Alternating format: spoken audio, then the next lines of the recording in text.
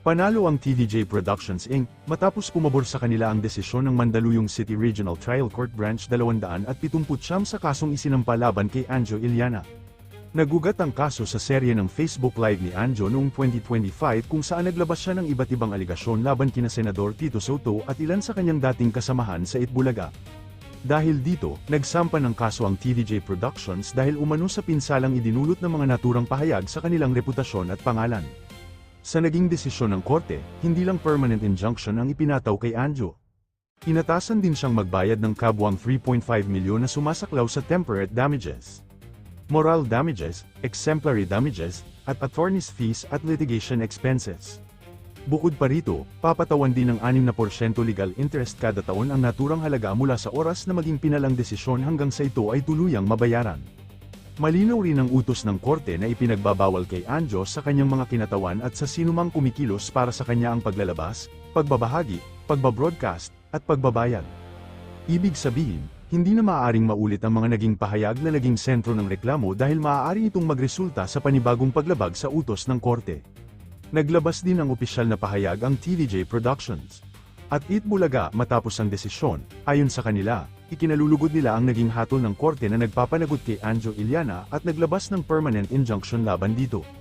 Para sa kampo ng TVJ, malaking hakbang ito para maprotektahan ang kanilang pangalan at reputasyon laban sa mga pahayag na itinuturing nilang mapanira.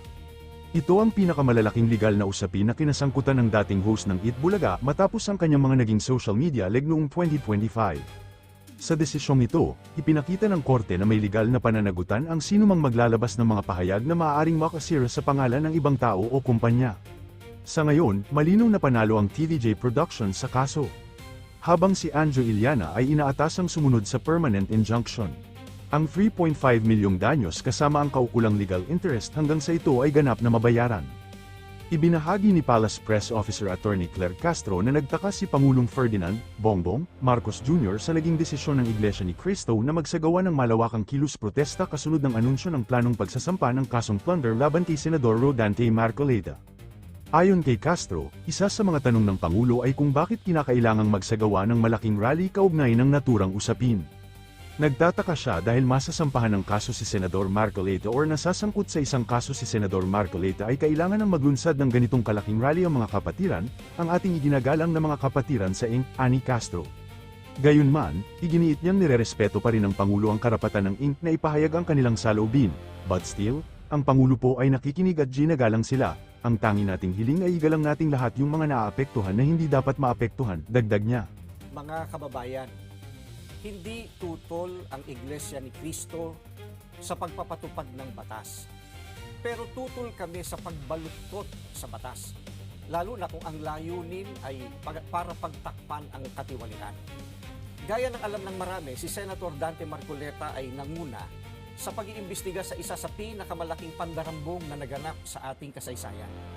Sinimulan niya ito nang siya pa ang chairman ng Blue Ribbon Committee ng Senado. Subalit, pinalitan ng liderato ng kumiting ito. Gayunpaman, itinuloy niya ang paghahanap ng hustisya para sa atin ng mga mamamayan. Ang ipinagtataka namin ay kung bakit siya na nagsusulong sa pag-expose ng mga sangkot sa napakalaking pagnanakaw sa Pilipinas ang kakasuhan at ipakukulong sa halip na ang mga na-expose. Ang ikinakaso kay Senator Marcoleta ay plunder na isang non-bailable crime. Sa makatuwid, ipakukulong siya at hindi pwedeng magpiyansa hanggang hindi natatapos ang paglilitis sa kanya. Sa madaling salita ay hindi na niya maitutuloy ang paglalantad o pag-expose sa mga sangkot sa pandarambong na naganap. Pero paano naging plunder ang pagtanggap ng campaign donation? Hindi naman galing sa kabangyaman ng Pilipinas ang tinanggap niyang donation mula sa mga sumuporta sa kanyang pagkandidato bilang senador at mismong ang COMELEC ay naglabas na ng desisyon na walang krimen na naganap sa pagtanggap niya ng campaign donation. Sinusuportahan ng Iglesia ni Cristo ang itinataguyod ni Senator Marcoleta dahil ito rin ang posisyon namin. Nananawagan kami para sa transparency, accountability, justice, and peace. Kaya, nais namin iparinig sa mga kinauukulan na kahit ipakulong nila si Senator Marcoleta, ay hindi kami titigil sa paghingi ng katarungan para sa mga kababayan natin na ninakawan. Gusto naming ipaalam sa kanila na isang injustice ang selective justice. At hindi kami mananahimik sa harap nitong napakalaking pagyurak sa katarungan na hinihingi ng ating mga kababayan. Yan po ang statement ng Iglesia ni Cristo.